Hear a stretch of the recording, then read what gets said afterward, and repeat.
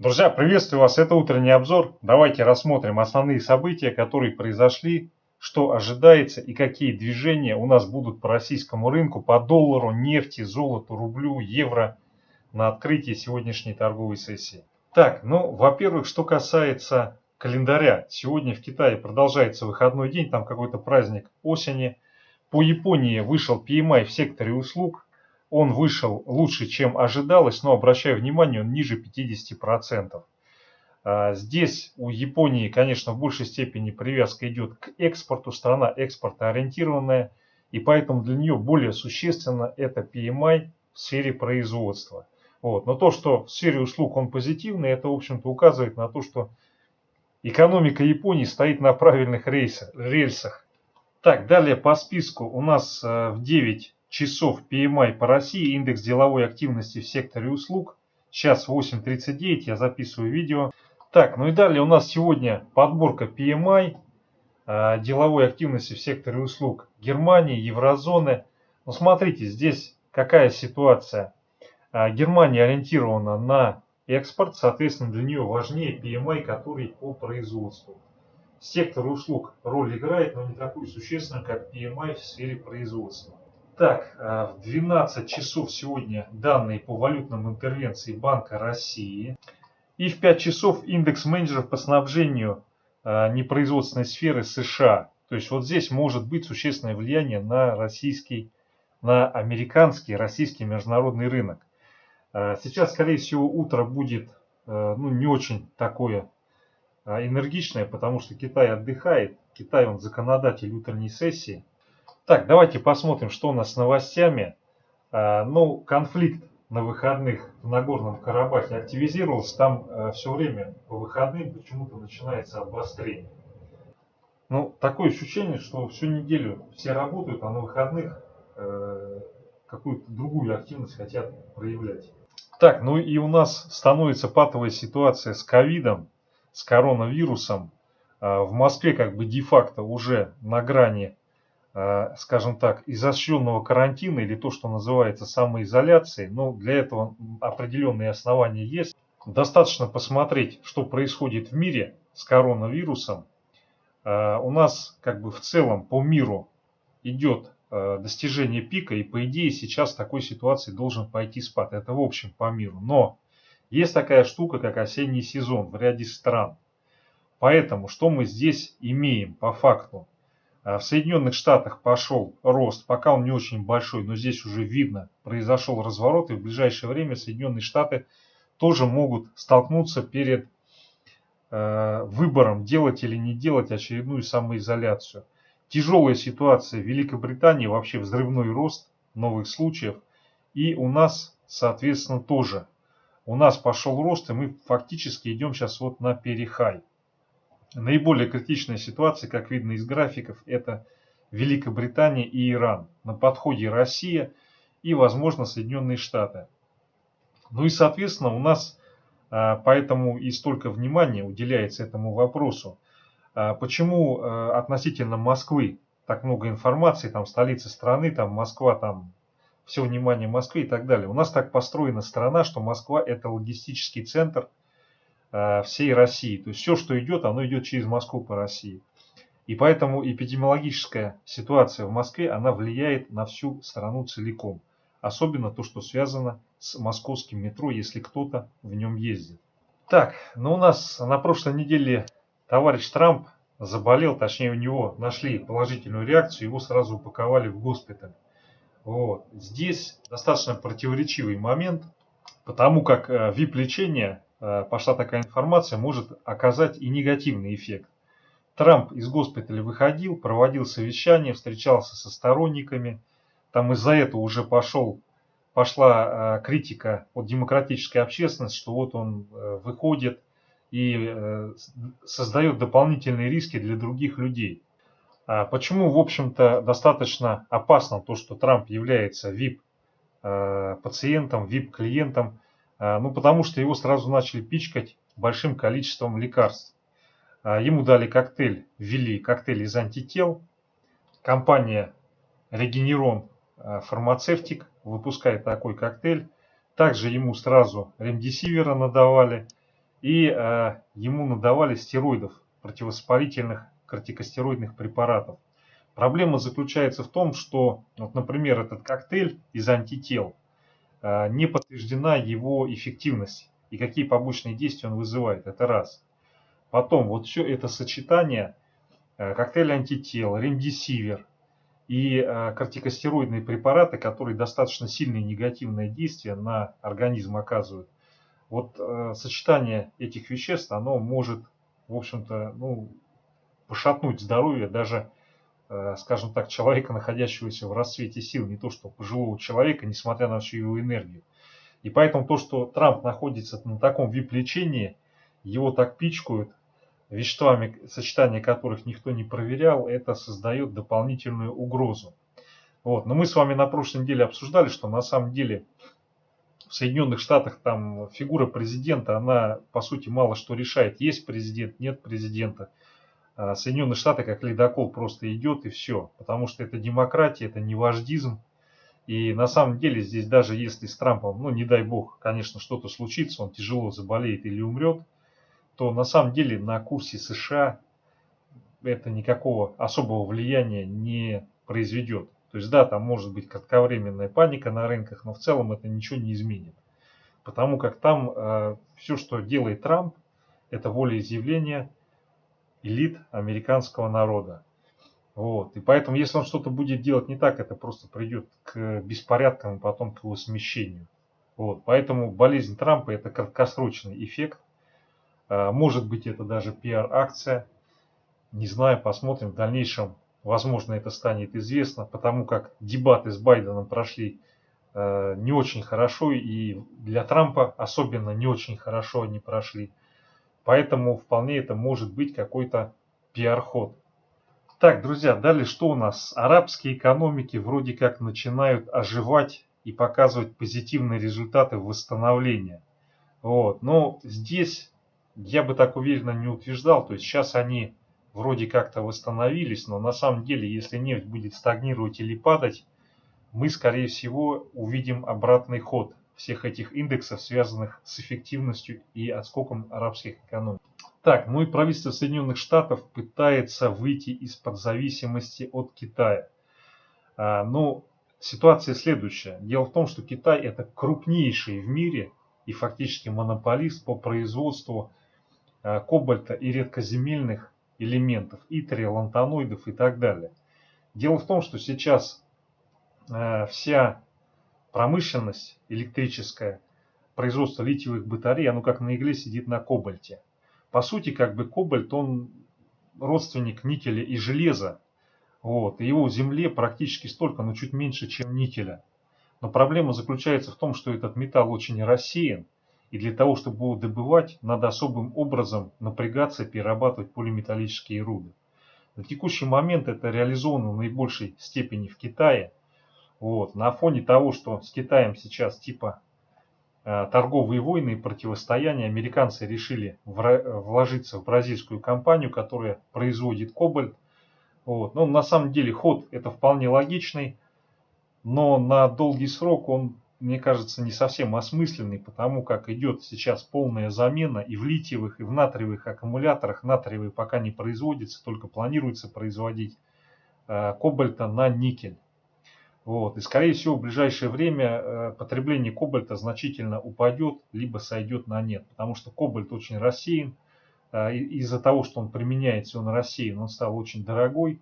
И сейчас как бы отрабатывается вариант полного перехода с кобальта на никель. Тем более кобальт и никель это братья-близнецы по сути.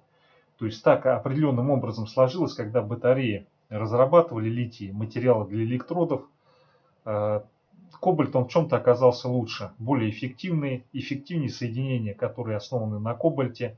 Вот. Но ход это был не очень продуманный, потому как кобальт он очень рассеян, в отличие от никеля. Вот. Но тогда, когда это разрабатывали, особо не задумывались над тем, что встанет вопрос над тем, что будут ездить электромобили, будет огромное потребление. Тогда хотели просто сделать небольшие аккумуляторы для сотовых телефонов, которые быстро заряжались, были энергоемкие и эффективны. Так, друзья, давайте посмотрим индекс доллара, 4-часовой таймфрейм. Здесь у нас идет попытка снижения, попытка слома растущего вот этого тренда, который пошел отсюда. Ну что я могу сказать? Если вот в ближайшие часы будет тенденция переломлена, если пробьем 93.65, вот этот диапазон, это будет очень позитивный момент. И такое движение в индексе доллара, оно приведет к тому, что нефть, евро и emerging markets начнут расти.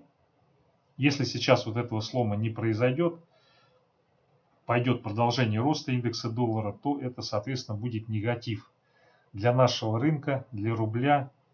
Ну и нефть тоже, скорее всего, начнет корректироваться. Так, друзья, далее то, что касается Америки, S&P. Но S&P сегодня, судя по всему, будет находиться в боковике. Это SFD на фьючерс S&P. Так, по нефти у нас идет отскок, это дневной таймфрейм. Делают ставку на отскок. Соответственно, юрики сделали ставку на рост рубля к доллару и евро. Ну, вполне логично, то есть не бывает так, что все время падает.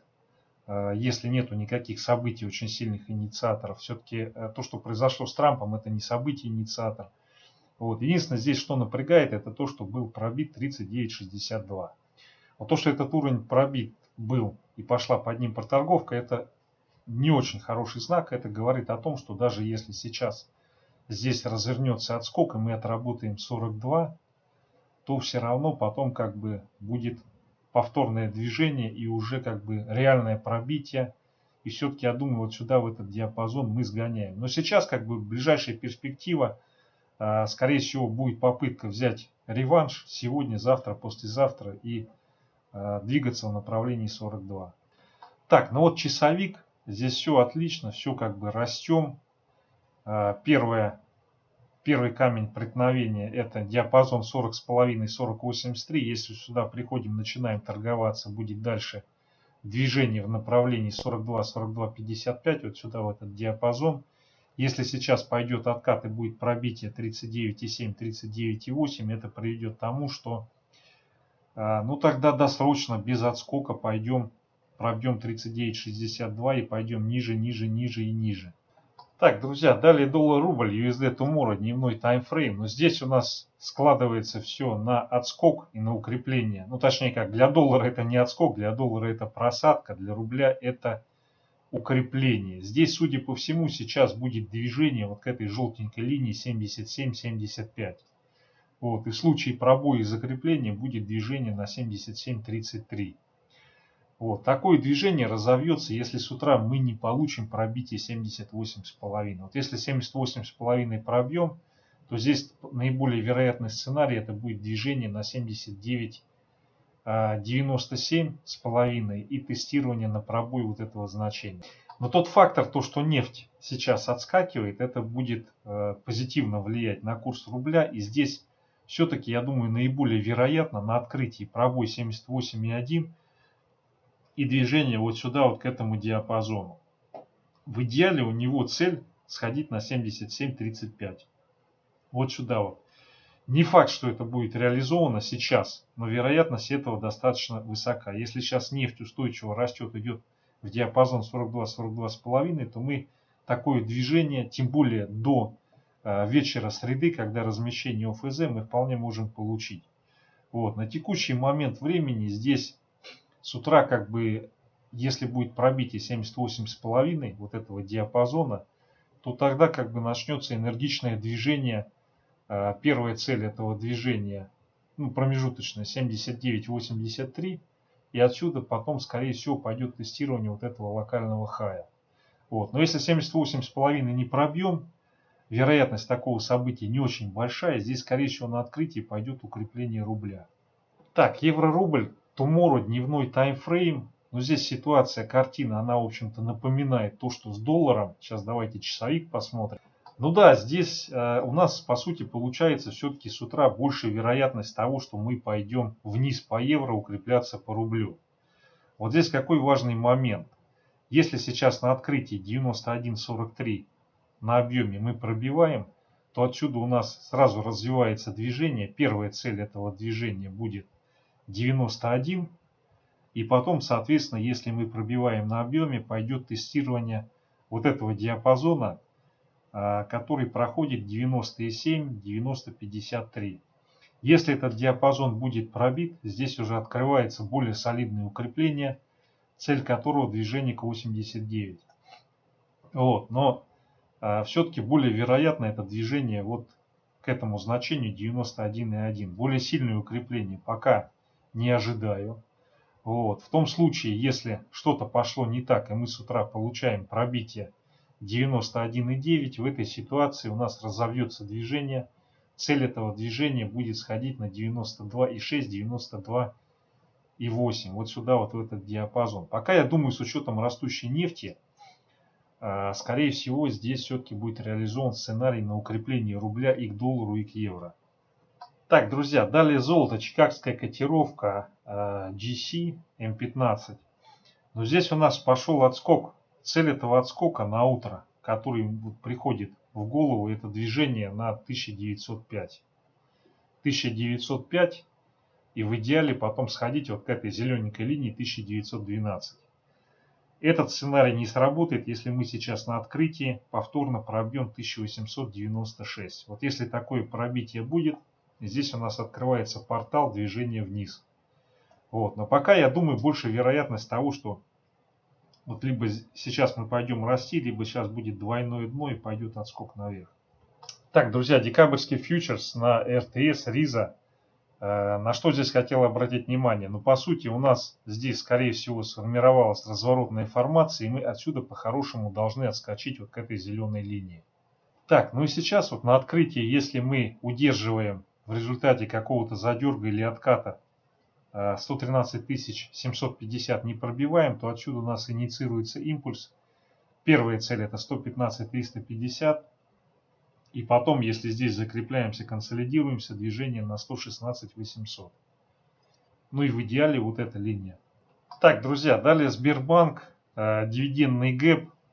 Еще раз обращаю внимание, моя точка зрения такая, что дивиденды, они никак не влияют. Если там нету глобальных никаких проблем, то, соответственно, по факту дивидендов график остается на том же уровне, а вот эта разница, она просто переходит к вам в карман, если говорить о дивидендах. Вот. Но есть такой момент в компании, если имеются какие-то негативные процессы, то вот этот дивидендный гэп, он может их обострить, и она может пойти еще ниже. Вот. Но если все нормально, то вот эта разница, это просто смещение графика, который уходит к вам в карман, не более.